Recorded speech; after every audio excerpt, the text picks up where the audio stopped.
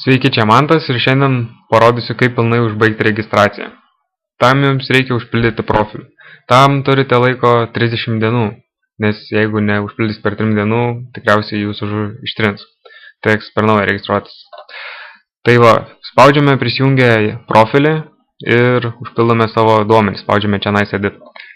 Čionais atidaro toks langas ir užpildome daugumą tų langelių. Apie save galite parašyti, ką norite, nebūtina čia užpildyti. Svarbiausia užpildyti gatvę, namo numerį ir zip kodą. Galite ir parašyti savo buto numerį ir aukštą, rajoną. Tuomet pasirenkame šalį, tai aišku Lietuvą, arba kur ir kitur gal gyvena, tai pasirenkat šalį žodžiu. Na, mes pasirinkim Lietuvą, skaitykim, ir tuomet Čionais pasirinkime apskritį, kur gyvenate. Tuomet pasirinksite miestą. Taip pat būtinai užpildykite kontaktus, tai telefoną, ar cellphone, ar paprastą telefoną. Na ir viskas, spaudžia tada save, jeigu viską užpildėte, ir tiek šitam lange.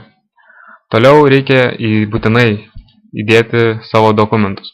Štai čia dar galite passwordą pasikeisti, na, o Čionais dokumentus įdėti. Taigi, svarbiausia reikia užpildyti šitos pirmus 3 iksiukus, taip sakant. Paskutinis yra kitiem naudojamas reikalam ir čia nebūtina.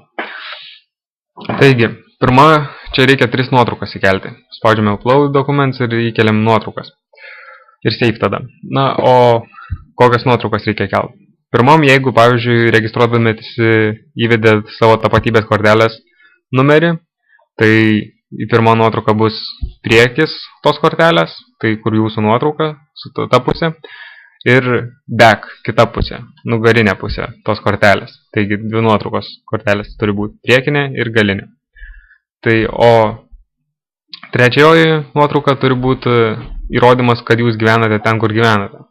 Tai jūsų adreso įrodymas. Tai gali būti sąskaita kokią nors už šildymą, už telefoną ar kitus mokesčius, ar kokią sąskaitą, faktūrą ir panašiai ir panašiai. Svarbu, kad būtų jūsų vardas, pavardė ir adresas. Tai, kad galiojantis dokumentas būtų koksai nors.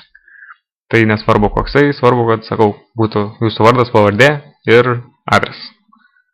Na tai tiek atrodo. Ačiū už dėmesį.